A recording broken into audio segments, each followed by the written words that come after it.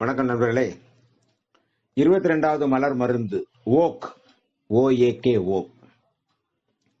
சாராம்சம் என்னன்னு கேட்டீங்கன்னா, ஒரு காரியத்தை செய்ய முடியாதென்று தெரிந்தும், அதில் வெற்றி அடைய முடியாதென்று தெரிந்தும் விடாமல் முயற்சி செய்வது.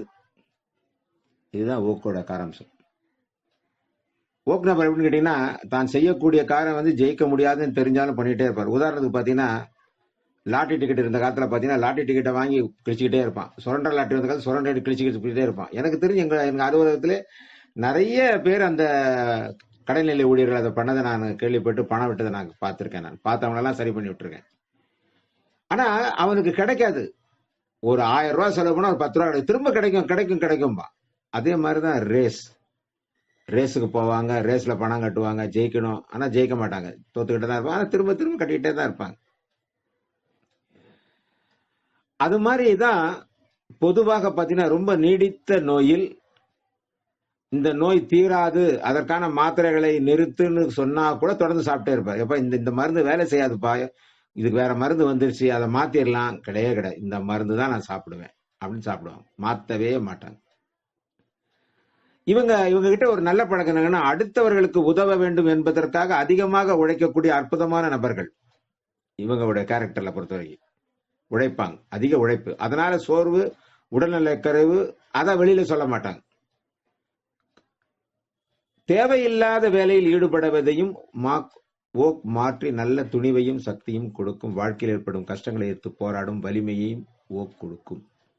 ஓக் ரொம்ப அற்புதமான ஒரு மருந்து. ஏன் சொல்றேன்னு கேட்டீங்கன்னா, வீட்டுல கூட குழந்தைங்களை பாத்தீங்கன்னா, எதா படுறான்னா எப்ப பார்த்தாலும் ஏதாவது ஒன்று எடுத்து படிச்சுதான் இருப்பான். ஏன்டா அதையே படிக்கிற, வேற ஏதாவது மாத்தி படுறான், இல்ல இன்னைக்குதான் பிடிக்குதும்பா.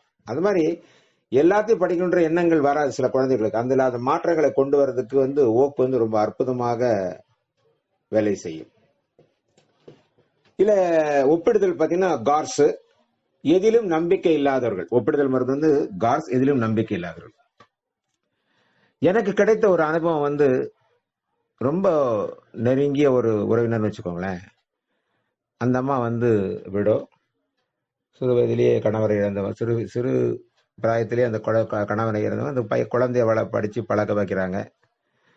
அந்த குழந்தைய நல்லா படிச்சு நல்ல வேலைக்கு கொண்டு போகணுன்றதுக்காக வேலை பார்த்தாங்களே தவிர, தன்னுடைய உடல் பிரச்சனையை அவங்க பார்க்கவே இல்லை. ஏன்னா வயசு 40 வயசுக்குள்ளதான் இருந்தது.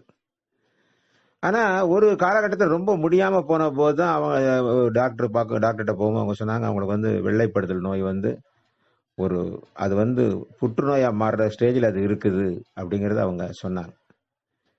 அப்போ கேட்டோம், ஏம்மா இவ்வளவு கஷ்டப்படுற, இவ்வளவு இருக்கு பிரச்சனை இருங்க. அட நீங்க வேறங்க, நீங்க இந்த குழந்தைக்கு அவனுக்கு செலவு பண்றதுக்கு பணம் வேணும். நான் டாக்டர்கிட்ட இப்போ கூட டாக்டர்கிட்ட ஏன் நான் முடியலன்ற கண்டிஷன்ல தான் நான் வந்தேன். இல்லைன்னா செலவு பண்றதுக்கு பணம் கிடையாது. அதனால நான் கஷ்டப்பட்டு உழைச்சாகணுன்ற காரணத்துக்காக நான் பண்ணேன். இப்ப என் பிள்ளை நல்லா ஆயிட்டான் அப்படின்னு சொல்லுவாங்க. அது பிறகு அவங்களுக்கு வெள்ளைப்படுதலுக்கான மருந்துகளை கொடுக்கும்போது கூடவே ஓக்கையும் கொடுக்க ஆரம்பித்தோம்.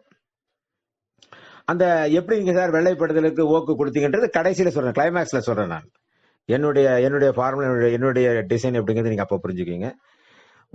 ஓக்கு கொடுத்த பிறகு அப்புறம் அந்த அம்மா வாழ்க்கையில கொஞ்சம் மாற்றங்கள் ஏற்பட்டது. அப்புறம் ஒயிட் சார்ஜ் சரியாயிடுச்சு. அப்புறம் நல்ல ஹெல்த்தியா மாறினாங்க. இது எனக்கு கிடைத்த ஒரு அனுபவத்தில் கிடைத்த ஒரு மிகப்பெரிய ஒரு வெற்றி.